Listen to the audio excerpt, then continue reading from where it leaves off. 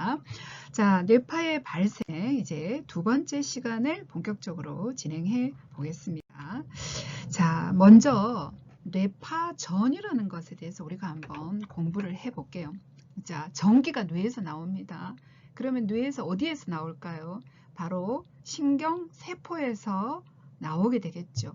자, 이 신경세포에서 발생하는 전기적인 전기의 세기, 우리 그것을 자 뇌파, 전기의 전이라고 이야기할 수 있고요. 그것이 발생하는 지점을 우리가 소스라고 할 수 있습니다. 자, 우리가 뇌파를 이야기할 때 일렉트로엔세팔로그램이라는 말을 쓰죠. 자, 그래서 우리는 여기에 보면 나오는 이게 왜 안 되지? 잠깐만요.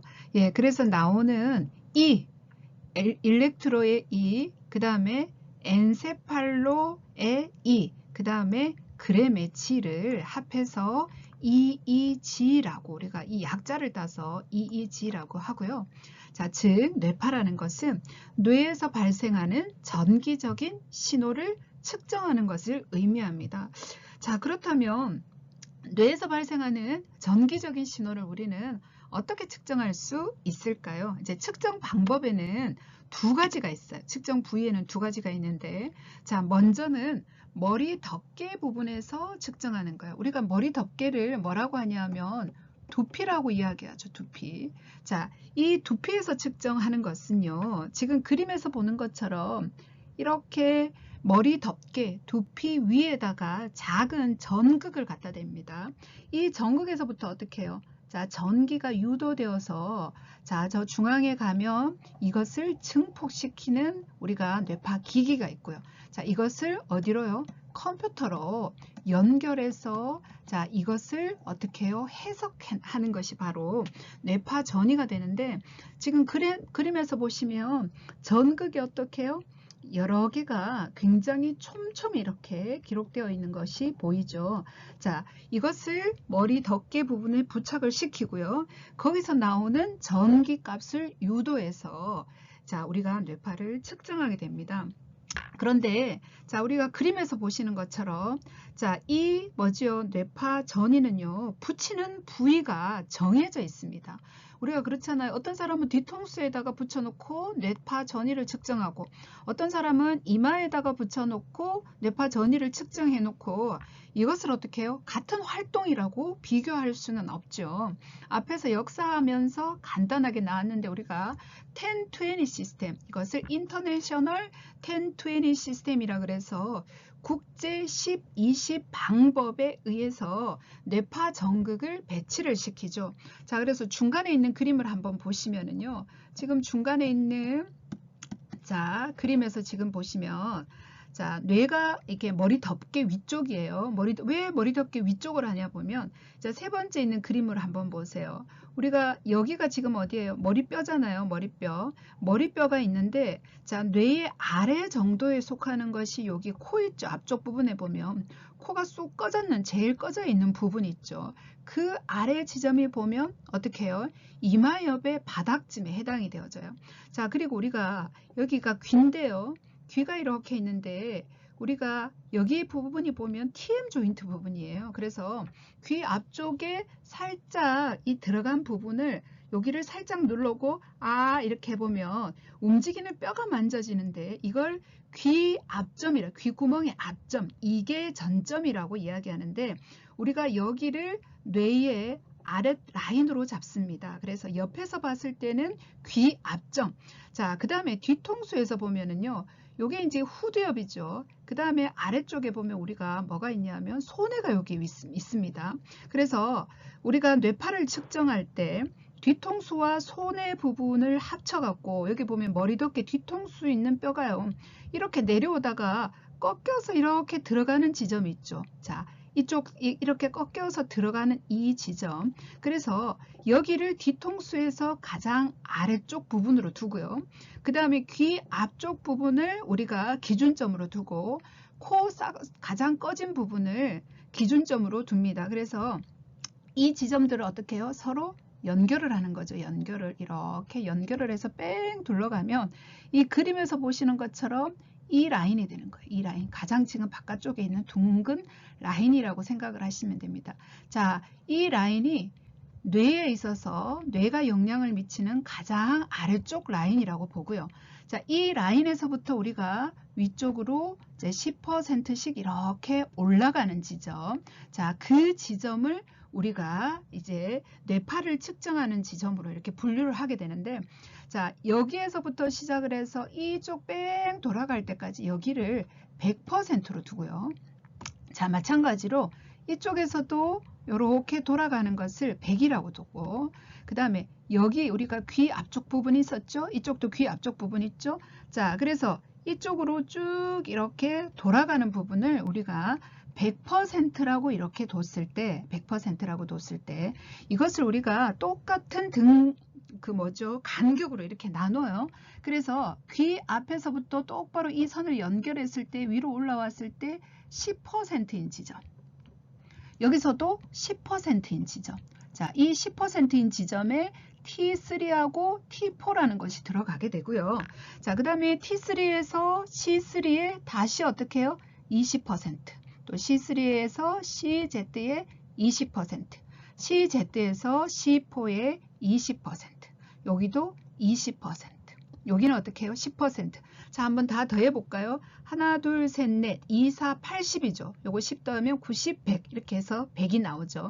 자, 앞에서부터 시작해 볼게요. 앞에서도 코 중앙 부분이 있잖아요. 코 중앙 부분에서 옆으로 10% 간 지점에서 위쪽으로 이렇게 올라오는 지점에서 쭉 라인을 이렇게 연결을 해요. 이렇게 연결할 때 이 라인이 100%가 됩니다. 100%. 자, 그 상태에서 10% 올라오는 지점, 여기 10이에요. 그 다음 요걸 FP1이라고 표시를 했는데, 이 FP1에서 F3로 가는데도 20, 그 다음에 F3에서 C3까지 가는데 20, C3에서 P3까지 가는데 20, 그 다음에 B3에서 O1 가는데 20, 그 다음에 O1에서 뒤에 옆에 있는 자, 그 10% 이동한 지점으로 내려가는데 또 어떻게 해요? 10이 해당이 되는 거죠. 그래서 이것을 다 더해보면 10, 20, 20, 여기도 20, 예, 여기도 20, 20, 10 이렇게 하면 총 100이 되죠. 그래서 이렇게 각각 등분을 나눠서 자, 정확하게 어떻게 해요? 이 간격들을 산출하게 되는 거죠. 그래서 이것을 뭐라고 한다고 앞에서 나왔었어요? 10, 20 시스템.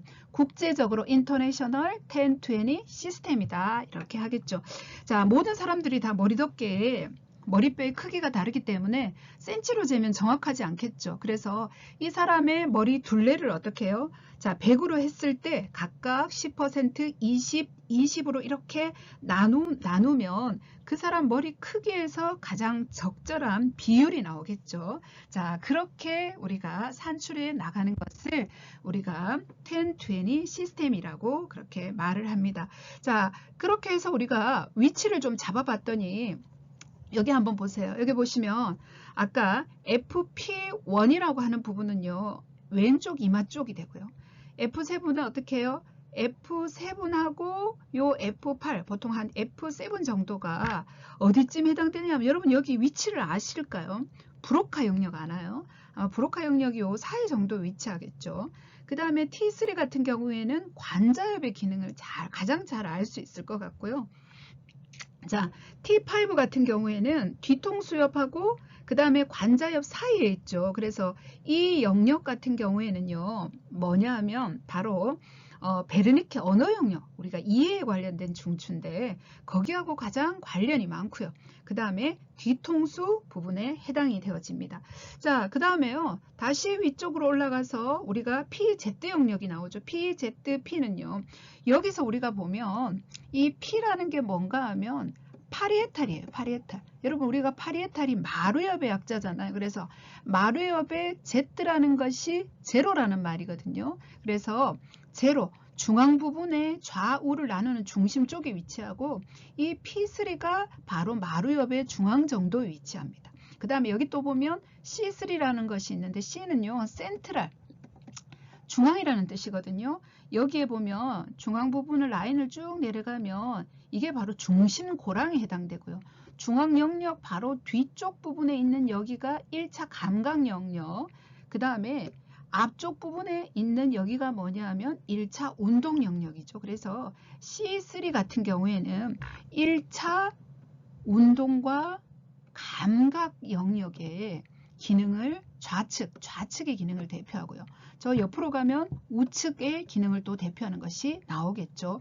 FZ 같은 경우에는 뭐예요? 이마엽의 기능을 중앙 부분을 나타내고 F3는 이마엽 중심 정도의 기능을 나타내게 됩니다. 자, 그래서 거기에서부터 전기를 측정을 해서 우리가 유도해서 증폭을 시켜서 우리가 볼 수 있는 수준으로 우리가 눈으로 재생을 해주기 때문에 이 뇌파는요, 뇌의 활동을 비교적 어떻게 해요? 실시간, 바로 그때 내가 흥분하고 있을 때는 흥분된 뇌파, 그 다음에 여기서 만약에 간질파가 나오면 간질, 그 다음 내가 사고를 하고 있어요. 굉장히 복잡한 사고를 하고 있어요.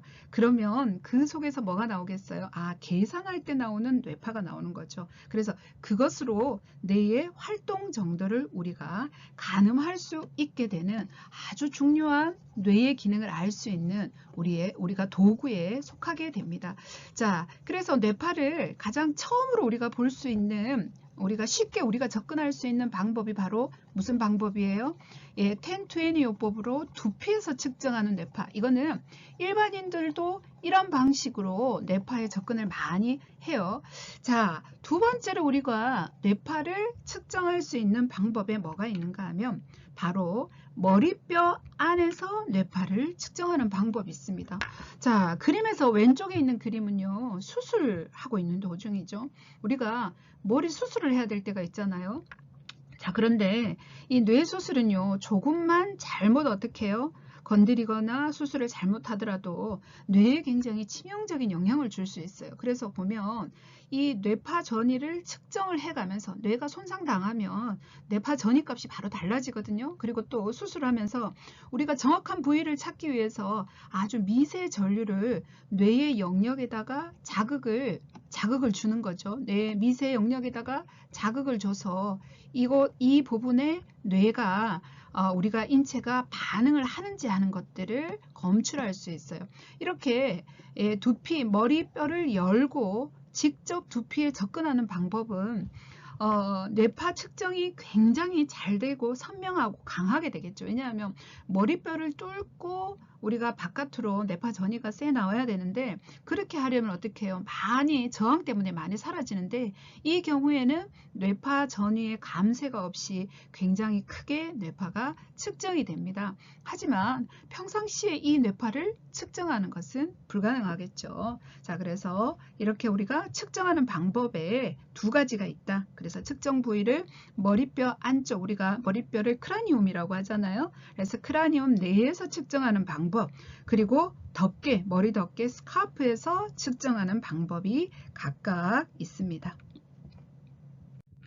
자, 뇌파. 그러면 이 뇌파가 우리가 머리 덮개나 머리뼈 안에서 측정을 했잖아요. 이 뇌파가 어디에서 발생하는지 우리가 정확한 발생 위치를 보면은요.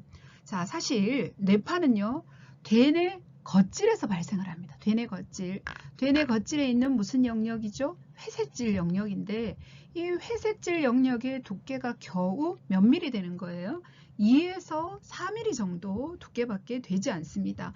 거기에 존재하는 신경세포에서 뇌파가 발생을 하게 되는 거죠. 자, 지금 그림에서 보는 것이 바로 우리가 대뇌가 되고요.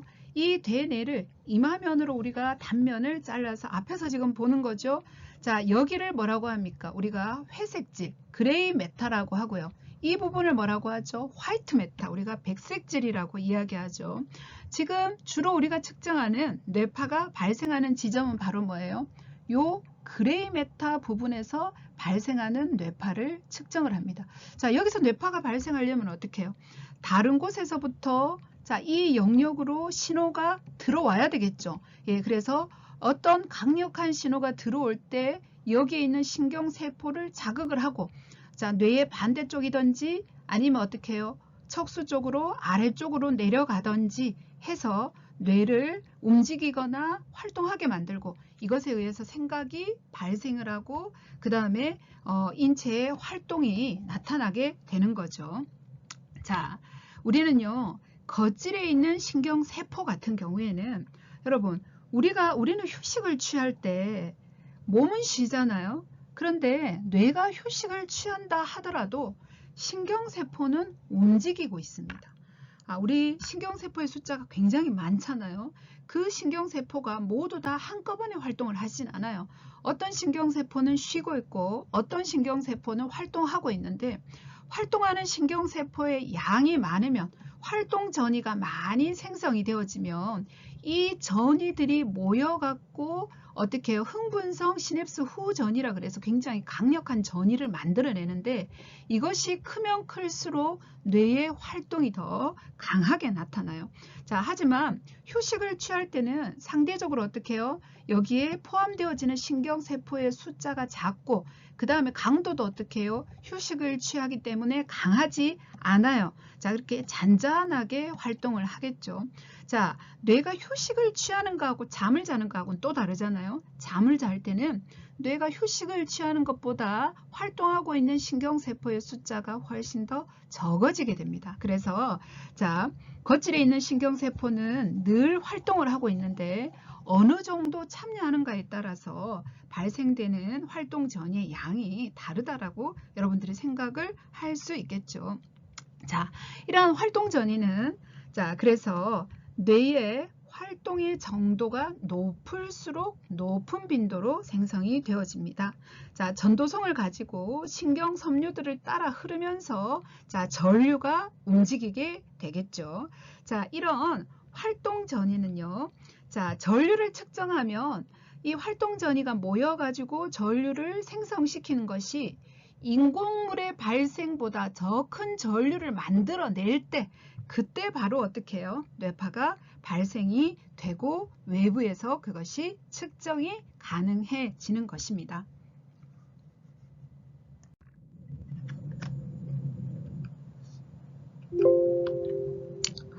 자, 우리 뇌파의 발생, 여러분 교과서 이제 받으셨어요? 35페이지입니다. 자, 1번의 뇌파의 발생의 뇌파 검사의 소스 우리 좀 전에 봤고요. 자, 신경세포와 주변의 연적 구조에 대해서 한번 봅시다. 자, 신경세포 주변에는요, 수많은 신경악교세포와 다른 신경세포로 둘러싸여져 있어요. 자, 우리 여러분 신경세포의 숫자와 신경악교세포의 숫자 어떤 것이 더 많을 것 같습니까? 자, 신경세포는 하나라면은요. 자, 신경악교세포는 훨씬 더 많죠. 한 50배에서 100배 정도 더 많이 여러분 존재한다라고 생각하시면 되는데요. 자, 이런 신경세포나 신경악교세포나 자, 서로 정보를 주고 받기 위해서 이 신경에 있는 구조들이 서로 연접을 하게 됩니다. 우리 접한다는 말이죠. 그것을 뭐라고 합니까? 바로 시냅스라고 이야기를 하죠. 자, 시냅스라고 이야기하는데 자, 이런 시냅스란 형태로 서로 연결을 되어져 있는데 자, 이 시냅스는요. 지금 왼쪽에 있는 그림에 보는 것처럼 바로 이게 시냅스죠. 시냅스 사이에 간격이 존재합니다. 그것을 우리는 시냅스 틈새라고 하는데 이 틈새가 벌어져 있기 때문에 직접적으로 이온이 이동하지는 못해요. 그래서 이 시냅스 틈새 사이로 신경 전달 물질이라고 하는 것이 어떻게 해요? 여기 있죠? 하늘색. 자, 이것을 통해서 정보를 전달하게 되는데 자, 중추신경계통 내에서만 형성된 시냅스의 숫자가 몇 개나 된다고요? 약 100조 개 가량이나 됩니다. 지금 그림에서 지금 보시면은요. 자, 이것이 지금 다 시냅스죠. 우리 신경세포가 있으면 여러분 한번 복습 한번 해볼까요? 자, 신경세포가 있으면 자, 신경세포에서 정보를 세포체 쪽으로 가지고 들어가는 거 이걸 뭐라고 이야기하죠? 우리는 그것을 뭐라고요? 바로 축삭이라 죄송합니다. 가지돌기라고 이야기하고요. 자, 가지돌기는 사실은 하나가 있을 수도 있고 여러 개가 있을 수도 있죠. 하지만 축삭은 어떻게 해요? 자, 들어온 정보를 모두 다 어떻게 해요? 모아요. 모아갖고 자, 그것을 증폭시키면서 활동 전이로 만들어내는 것은 축삭이 시작되는 부분, 바로 이것을 우리는 축삭 둔덕이라고 이야기를 하죠. 자, 자, 축삭둔덕이 만들어지고 축삭둔덕이 있고 여기가 어떻게 해요? 역치값, 우리가 문터값이라고 하는데 가장 낮아서 여기에서 어떻게 해요? 활동 전이가 만들어져서 정보가 외부로 나가게 됩니다. 그래서 정보가 나가는 것을 우리가 축삭이라고 하고, 축삭은 어떻게 해요? 하나의 신경세포의 한계, 그래서 모든 정보들이 모여서 나갈지 말지를 결정을 하게 됩니다. 자, 이런 정보를 교환하는 기능적인 단위를 봅시다. 우리가 되뇌 겉질에 보면은요, 기둥모양체라는 게 있어요. 기둥모양체. 이것을 우리가 정보 교환의 기능적인 단위라고 이야기하는데, 자, 일반적으로 우리가 기둥 모양으로 길쭉하게 늘어있는, 자, 이런 기둥 모양체 안에는 약 몇 개 정도요? 약 100개 정도의 신경세포, 뉴런이 포함되어져 있습니다. 자, 이것은 실린더 모양을 하고 있는 소형 기둥인데요. 직경으로 치면 이 직경이 얼마 정도 된다고요? 0.03mm 정도가 됩니다. 자, 이 소형 기둥이 300개 정도가 쭉 이렇게 모이면 이 직경이 얼마가 된다고? 0.5mm 정도가 되는 소형 기둥이 형성이 되어서, 자, 기둥 모양체를 형성하게 되면 여기서부터 하나의 어떤 우리가 알 수 있는 신호들이 나오는 거죠.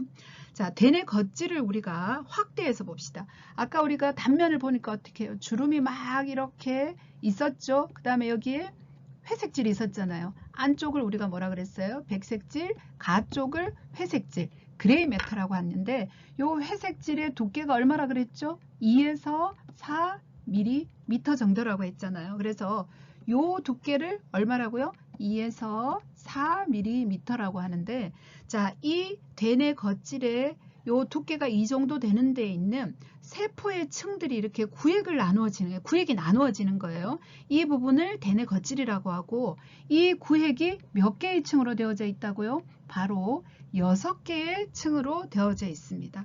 자, 이 6개의 층은요, 피라미드 세포를 중심으로 2층과 4층은 정보를 입력받고요. 3층과 5층은 정보가 출력되는 곳입니다. 자, 지금 보시면 첫 번째 나와 있는, 제가 편의상 1번, 2번, 3번이라고 할게요. 이거는 같은 되뇌 겉질의 층을 어떤 염색약으로 염색해서 현미경으로 받는가에 따라서 달라지는 거예요. 지금 보면 이제 부위도 조금씩 다르겠지만 여기는 어떻게 해요? 1층, 그 다음에 2층과 이제 3층이 여기 같이 섞여져 있고요. 그 다음에 4층, 그 다음에 여기 5층, 우리가 5층이 우리가 가장 많이 언급하는데, 여기 보면 커다란 세포들이 이렇게 보이죠. 이걸 우리가 피라미드 세포라고 이야기하는데, 여기도 피라미드 세포가 있지만 얘는 크잖아요. 그래서 거대 피라미드 세포라고 이야기를 하는데, 이 피라미드 세포가 있는 5층, 그 다음에 6층으로 이렇게 구성이 되어 있는데, 왜 우리가 이것을 나누는가 봤더니요, 겉질의 가장 바깥쪽에 있는 층을 1층, 그 다음에 가장 안쪽에 있는 층이 6층이라고 한다면, 대체로 우리가 알고 있는 피라미드 세포는 대체로 5층에 존재하고요. 또 다른 피라미드 세포가 3층이나 4층 정도에 존재할 수 있겠죠. 자, 이 피라미드 세포는요, 바깥으로 정보를 내보내는 신경세포예요.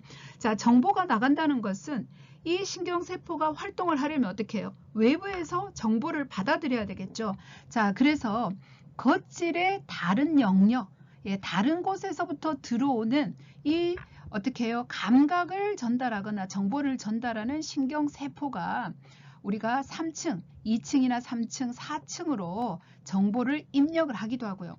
또 우리가 시상에서 들어오는 감각 자극, 우리가 후각신경을 제외한 모든 감각은 시상 또는 시상 주변을 통과해서 정보가 들어오게 되죠. 그래서 시상에서 들어오는 모든 감각 자극이 어디예요? 3, 4층을 통해서, 자, 우리가 어디로요? 바로 입력이 되어지면 이 피라미드 세포나 3층에 있는 신경세포가 어떻게 해요? 정보를 받아서 3층에서는 겉질의 다른 영역으로, 그 다음에 5층에 있는 피라미드 세포는, 자, 척수라든지 뇌줄기라든지 뇌신경, 아래쪽에 있는 신경세포로 정보를 전달해서 내보내고, 또 다른 것은 어떻게 해요? 우리가 의식하지 않지만 자세를 유지하거나 활동을 준비할 수 있도록 그물체, 적색핵, 이 그물체가 나중에 그물질 척수로, 적색핵이 적색핵 척수로 쪽으로 연결되어서 인체의 활동을 만들어내게 됩니다.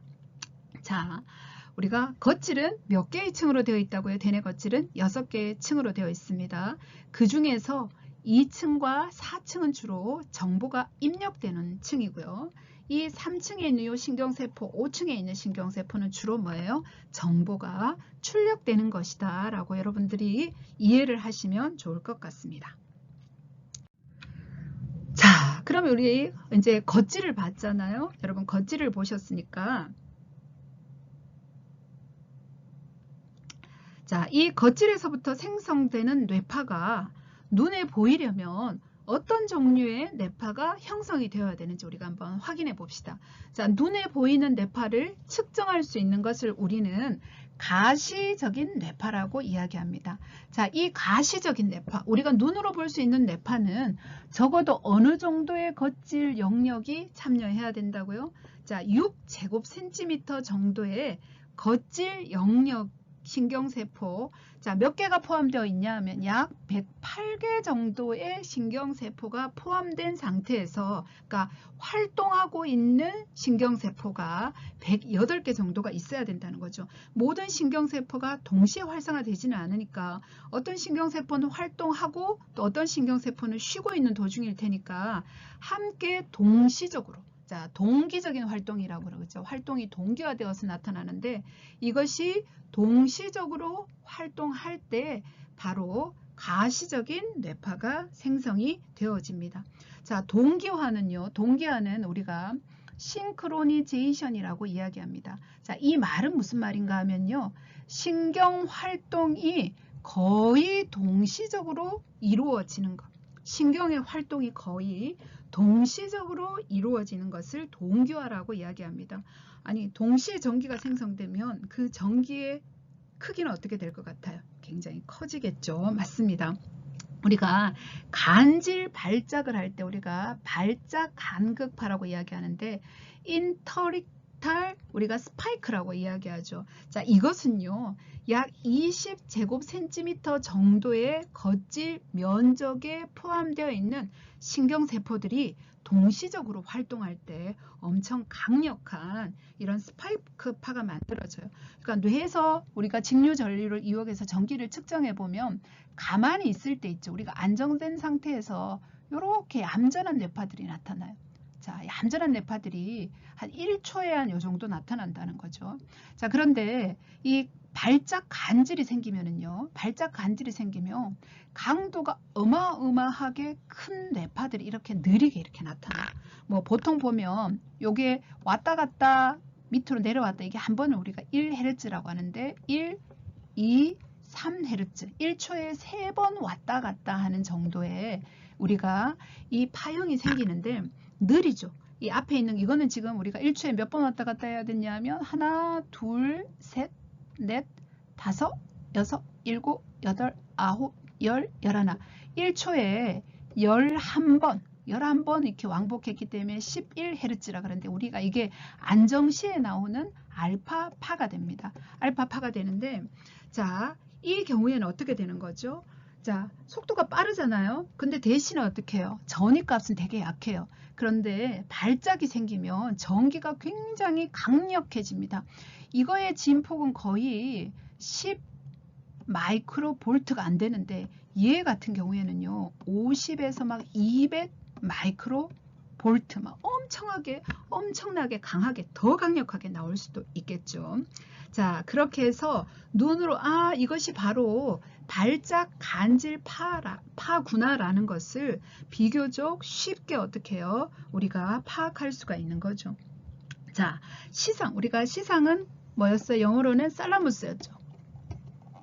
자, 이 살라무스는 여러분 뭐라 그랬어요? 후각신경을 제외한 자, 시각신경부터 12번 신경이 이 시상 또는 시상 주변을 통과해서 대뇌 겉질의 각 영역으로 정보를 전달을 해줍니다. 자, 그래서 외부에서 들어오는 감각 자극을 대뇌 겉질로 전달을 해주는 거죠. 자, 그래서 대뇌 겉질의 활동을 조절하는 아주 중요한 역할을 시상이 담당을 하게 됩니다. 그래서 이 시상을 뭐라고 하냐면 뇌파 박동의 조율기, 우리가 페이스메이커라고 이야기하죠. 우리가 심장 박동에 우리가 동반결절 있죠. 우리가 요즘 말로는 굴심방결절이라고 하는데, 이것도 어떻게 해요? 전신을 돌고 들어온 혈액이 심방, 우심방으로 들어올 때 그 혈액을 어떻게 받아들이는 것 부분, 혈액이 자극이 되어서 자, 심장이 박동할 수 있도록 우리가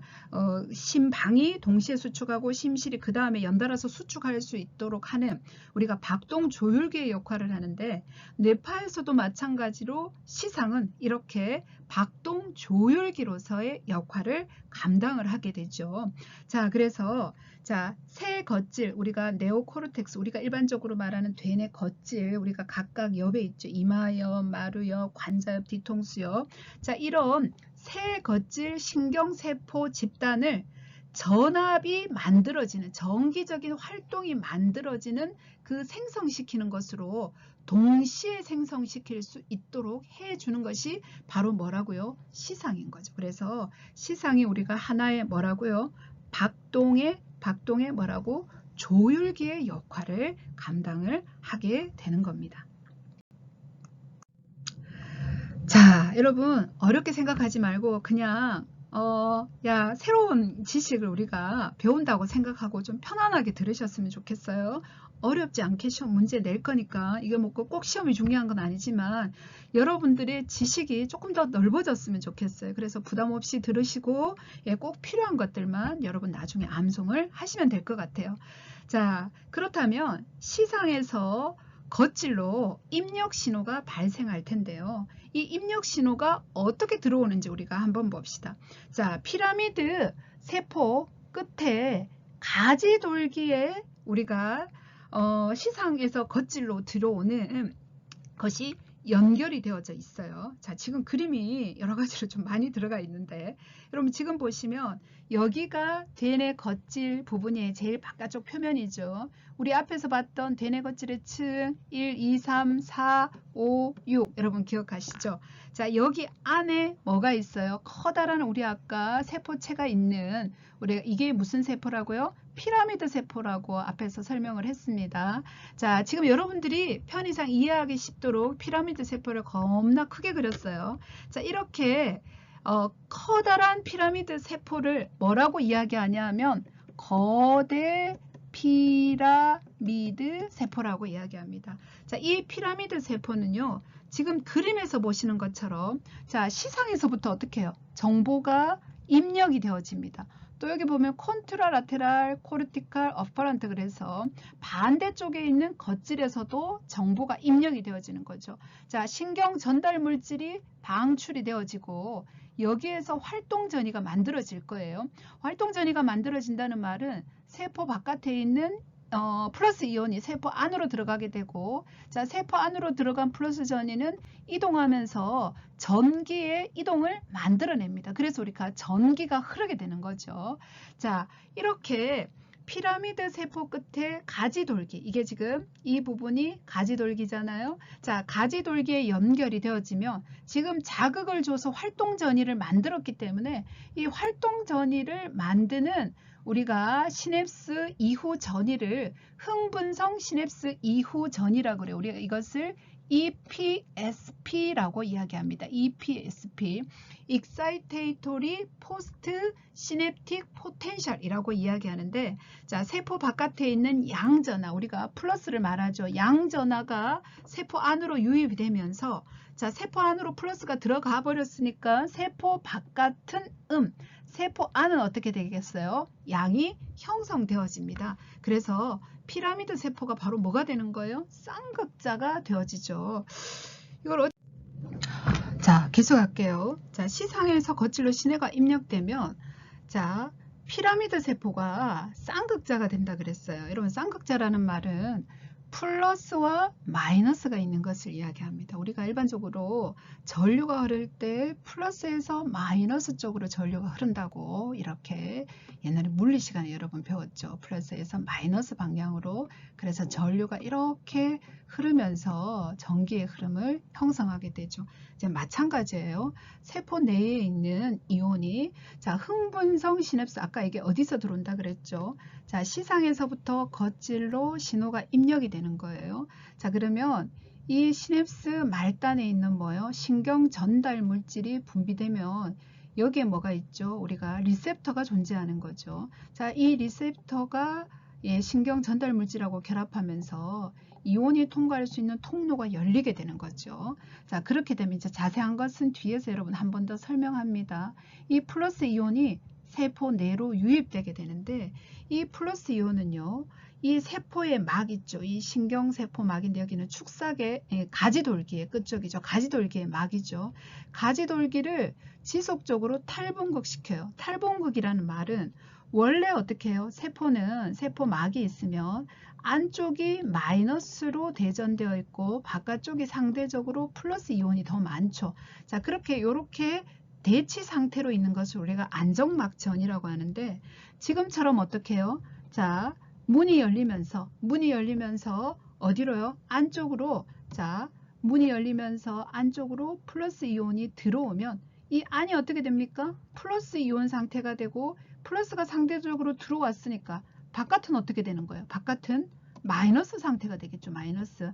자, 이런 상태를 우리가 뭐라고 이야기합니까? 활동 전이가 만들어졌다. 분극이 없어진 거죠. 그래서 이것을 뭐라고요? 탈분극이라고 이야기를 하게 됩니다. 자, 흥분성 시냅스 이후 전이가 생성되면서 자, 세포 바깥에 있던 플러스 전이가 세포 안으로 이동해서 들어오게 되는 거죠. 그러면 이 플러스 값이 어떻게 해요? 계속해서 이동을 하면서 플러스가 이쪽으로 이동을 하고 여기까지 어떻게 탈분극이 진행돼요. 자, 플러스가 여기에 있습니다. 그러면 세포 바깥에 있던 플러스는 상대적으로 어떻게 해요? 플러스하고 플러스는 어떻게 서로 밀어내잖아요. 얘가 탈분극이 되면서 플러스가 진행되니까 여기에 있던 플러스는 상대적으로 어떻게 해요? 밀리면서 반대쪽으로 어떻게 해요? 플러스가 이렇게 이동해서 가게 됩니다. 그래서 우리가 이렇게 활동 전이가 만들어지면 플러스가 안으로 들어오게 되면서 세포 내는요. 전류가 어느 쪽으로 흐르게 됩니까? 세포체 쪽으로 흐르게 되고요. 자, 세포 바깥쪽에서는 어떻게 해요? 전류가 반대 방향으로 이렇게 흐르는 전류의 흐름을 만들어내게 됩니다.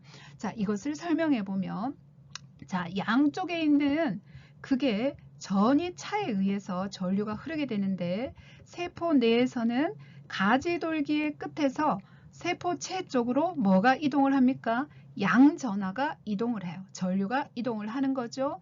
자, 세포 바깥에서는 어떻게 된다고요? 이 세포 바깥에는 자, 밀려와서 이쪽으로 밀려간다 그랬잖아요. 그래서 세포체 쪽에서 가지돌기의 끝 쪽으로 양전하가 이동하면서 전류가 흘러가게 되어지는 거죠. 이렇게 세포막을 경계로 안쪽에는 플러스, 바깥쪽에는 마이너스가 되면서 전기가 흐르는 흐름을 만들어내는데 그것을 뭐라고 이야기한다고요? 바로 쌍극자라고 이야기합니다. 그래서 전류가 흐르는 쌍극자를 형성하게 되는데 이 쌍극자라는 것은 분리된 공간, 우리가 세포막을 기준으로 소스와 싱크 이렇게 말했으니까 되게 어려운데 전류가 시작되는 부분과 플러스 전류가 도착하는 부분을 우리가 이야기해요. 그래서 플러스가 시작이 되어서 도착하는 자, 그래서 전류가 흐를 때 이것을 전류 쌍극자다 이렇게 이야기를 합니다. 우리가 쌍극자라는 말이 어려운 말이 아니다. 그죠?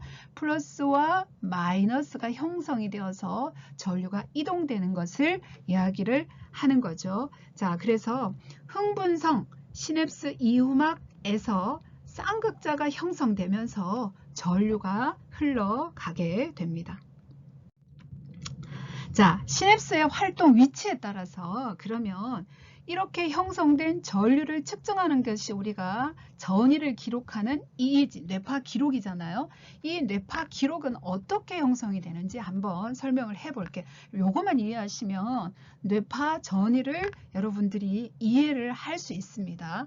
자, 반대쪽 겉질에서부터 우리 아까 2층, 3층으로 전기가 입력된다고 설명을 했죠. 자, 지금 그림에서 보면 반대쪽 겉질에서부터 온 축삭. 자, 요것이 어떻게 해요? 바로 피라미드 세포로 정보를 입력 신호를 가져다 주는 거예요. 그런데 왜 바깥이 플러스죠? 왜냐하면 여기서 흥분성 시냅스 이후 전이가 생겨지면 어떻게 해요?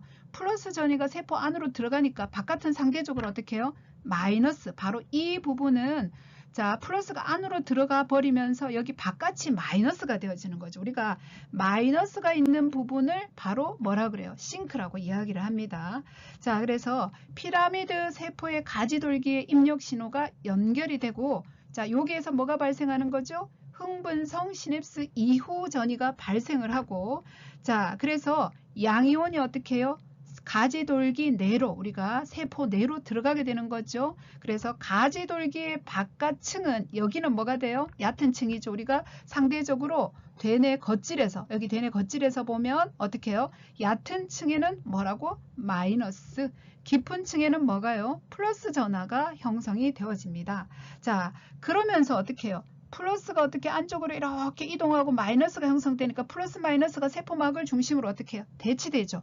우리가 이걸 뭐라고 이야기합니까? 쌍극자라고 이야기하고, 자, 전류 차이가 나면서 어떻게 해요? 이제 전류가 흐르게 되는 거죠. 그래서 전류의 흐름이 만들어지는데, 지금 어떻게 해요?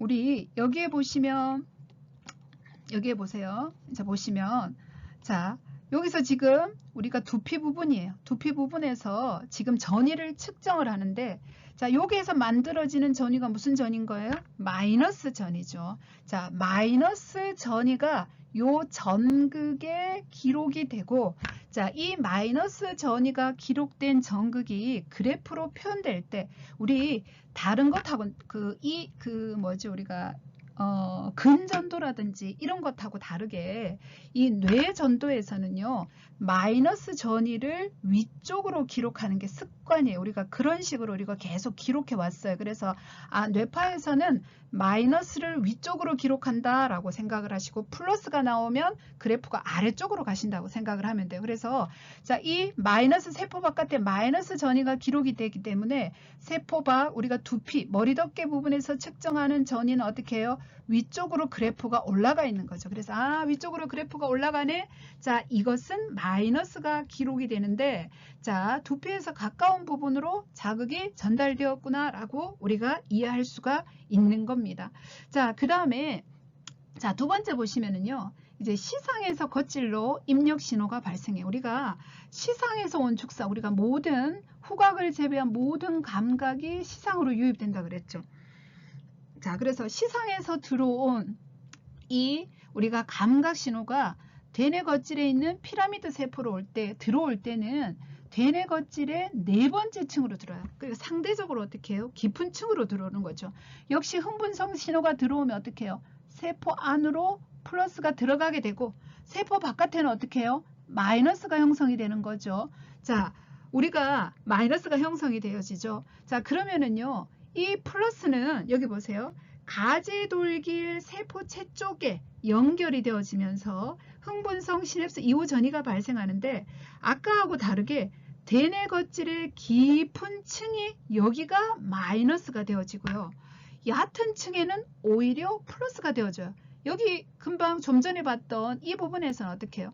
여기가 지금 마이너스 전이가 되어졌죠. 자, 플러스가 어떻게 이쪽으로 쭉 우리가 이동을 하죠. 이동을 하는데 상대적으로 어떻게 해요? 여기에서 플러스 전이가 이쪽으로 이동을 하게 되니까, 자, 깊은 곳에서는 플러스가 되어지고 얕은 층에서는 마이너스가 되어지는데, 얘 같은 경우에는 지금 시상에서 겉질로 들어가는 경우에는 4층이 상대적으로 어떻게 해요? 바깥에서 마이너스가 형성이 되어지고, 자, 여기에 있는 플러스는 어떻게 해요? 안쪽에 있는 플러스가 이쪽으로 가니까 얘가 어떻게 해요? 밀려서 이쪽으로 오게 되겠죠. 그래서 이쪽으로 이동하기 위해서 먼 쪽은 어떻게 해요? 플러스가 형성이 되어져 있는 거예요. 그래서 얕은 층에는 플러스 전하가 형성이 되어지면서 피라미드 세포 자체가 뭐가 되는 것입니까? 쌍극자가 형성이 되어지는 거죠. 그래서 피라미드 세포가 쌍극자, 그 다음에 여기서도 쌍극자가 흐르게 되는데, 발생되는 위치는 하나는 얕은 층, 하나는 상대적으로 깊은 층이 됩니다.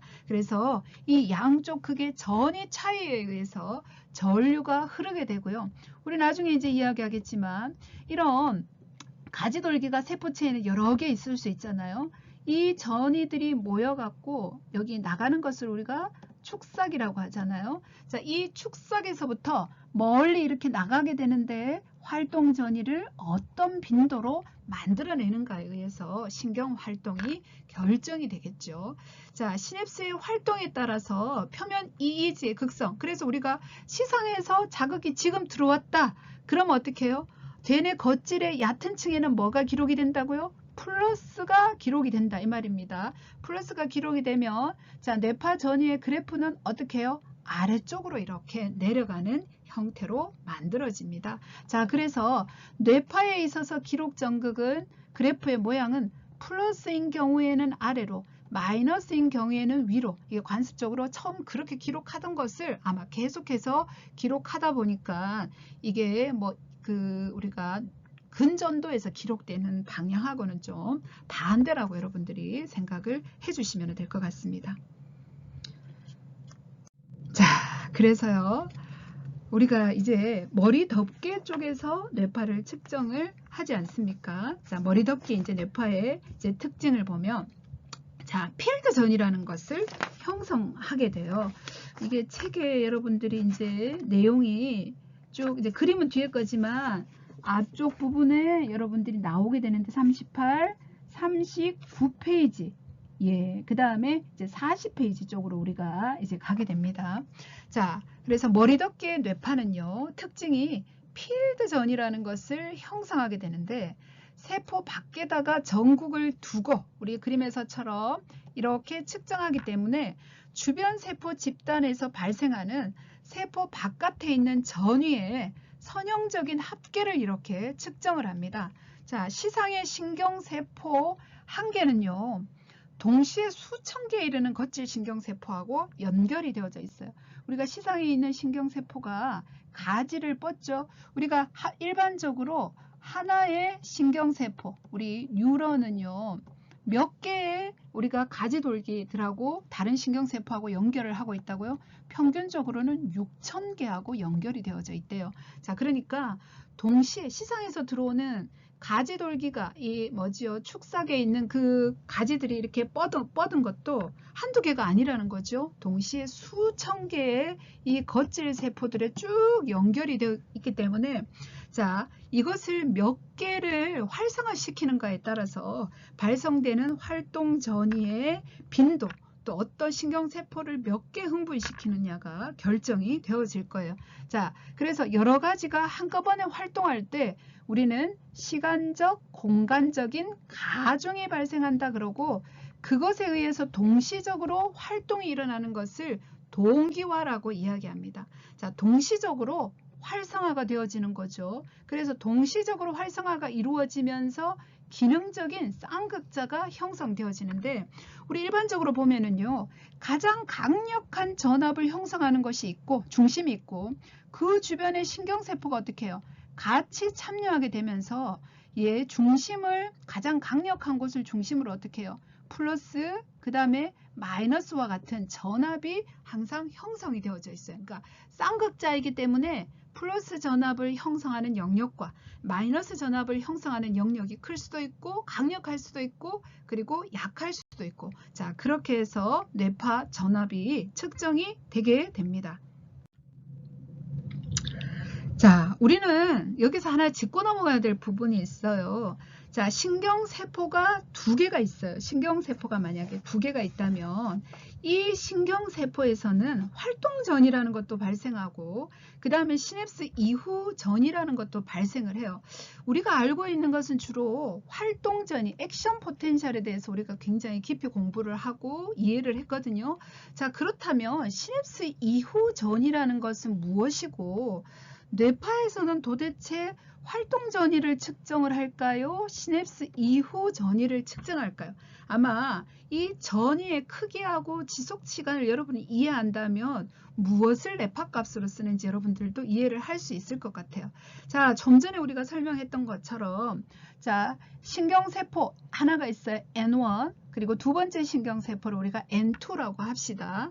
자, 신경세포의 여기가 바로 세포체에 해당되고요. 자, 세포체에서 정보를 외부에서 세포체 쪽으로 전달하는 모든 돌기들을 이름하여 걔네들을 모두 다 뭐라 그러냐 하면 가지돌기 또는 덴드라이트라고 이야기를 하죠. 덴드라이트. 자, 이 가지돌기는요, 정보를 어디요? 외부에서 어디로? 세포체 쪽으로 가져가요. 자, 이 정보들이 모이면 어디에서요? 바로 축삭 둔덕이라는 곳에서 우리가 역치 문터값이라고 하죠. 문터값에 도달을 하면 뭐가 만들어져요? 활동전이가 만들어져서 정보가 이렇게 전달이 되어집니다. 자, 정보가 전달되어질 때 요 다른 신경세포로 연결되는 이 부분을 우리가 시냅스라고 이야기하는데, 여기에서 신경 전달 물질을 방출하게 되죠. 시냅스에서 방출하게 되면 여기에서 어떻게 해요? 전류들이 이렇게 정체가 되어서 쌓여있는 전유가 있는데, 이것을 뭐라고 이야기하냐면 시냅스 이후 전이라고 이야기합니다. 자, 그래서 보시면은요, 활동전이 같은 경우에는 속도가 굉장히 빠르고요. 자, 굉장히 빠르게 형성이 되지만 지속 시간이 굉장히 작아요. 하지만 이것의 장점은 유발 시간은 겨우 2ms 이하지만 강도를 보면 어떻게 해요? 굉장히 강하죠. 엄청나게 강해요. 자, 그에 반해서 이 활동전이가 한번 전달되었을 때 이 시냅스 이후 막에서 측정되는 전이를 우리가 시냅스 이후 전이 EPSP라고 이야기하는데, 이 전이의 강도는 지금 여기에 보면 어떻게 해요? 뭐 100분의 1 정도밖에 안 될 것 같아요. 자, 굉장히 크기가 작아요. 자, 그에 반해서 얘의 지속 시간 같은 경우에는 어떻게 해요? 훨씬 더 길어요. 강도는 작잖아요. 근데 지속 시간은 활동전이의 유발 시간은 지속 시간은 2ms 이하. 근데 이 시냅스 이후 전이의 지속 시간은 적어도 15에서 20ms. 근데 이것을 우리가 측정하려고 하면 너무 짧게 지나가는 것은 측정하기가 힘들겠죠. 근데 조금 더 길면 길수록 어떻게 해요? 우리가 그 전이를 검출하기가 쉬워요. 자, 그런데 얘는 지속 시간이 짧고 대신에 어떻게 해요? 세기는 엄청 세잖아요. 그래서 세기가 세면서 지속 시간이 긴 것이 훨씬 더 우리가 그것을 어떻게 해요? 검출하기가 쉬운데, 자, 시냅스 이후 전이 같은 경우에는 지속 시간은 길지만 강도가 되게 약해요. 자, 그렇지만 활동 전이가 여러 개가 쌓여요. 이 활동 전이는 하나가 발생되고 나면요. 자, 그 다음에 좀 쉬었다가 또 하나가 발생되고 또 하나가 발생되고 연속적으로 나타나지는 않거든요. 자, 그런데 시냅스 이후 전이는요. 자, 하나가 발생돼서 원상태로 돌아가려고 하는데 다시 두 번째 활동 전이가 발생한 거예요. 또 세 번째 활동 전이가 또 발생해요. 자, 그러면요. 이것이 쌓여요. 쌓이는 것을 우리는 뭐라고 이야기하냐 하면 가중이라고 하죠. 가중. 자, 시간적으로 쌓이든지 아니면 여러 개가 한꺼번에 들어오면 우리는 그것을 공간적인 가중이라고 이야기하는데, 공간적으로 쌓이든지 해서 지속 시간이 길어지면서 강도도 어떻게 해요? 꽤 많이 강해져요. 자, 이렇게 되면 뇌파 측정에서 신호가 어떻게 해요? 검출이 쉬워져요. 자, 뭐라고요? 활동 전이는 지속 시간이 짧아가지고 웬만해선 검출하기가 힘들다. 하지만 시냅스 이후 전이도 검출하기 힘들어요. 지속 시간은 길지만 강도가 약해요. 자, 하나만 있을 땐 단독으로는 검출하기 힘들지만 이것이 여러 개가 어떻게 해요? 쌓였다. 그러면 어떻게 된다고요? 검출하기가 쉬워진다는 거죠. 그래서 흥분성 시냅스 이후 전이가 시간적 또는 공간적으로 가중 이렇게 쌓이게 되면 그것이 어떻게 해요? 우리가 흥분성 시냅스 이후 전이를 형성하게 되면서 우리는 그것을 뭐로 측정할 수 있다고요? 뇌파 전이로 측정이 가능하게 됩니다. 좀 이해가 되실까요? 조금 어렵긴 하지만 뇌 신호 검출은 뭐예요? 활동 전이가 아니라 뭘 검출한다고요? 시냅스 이후 전이를 검출하는 것이구나 라고 여러분들이 이해를 하시면 좋겠네요.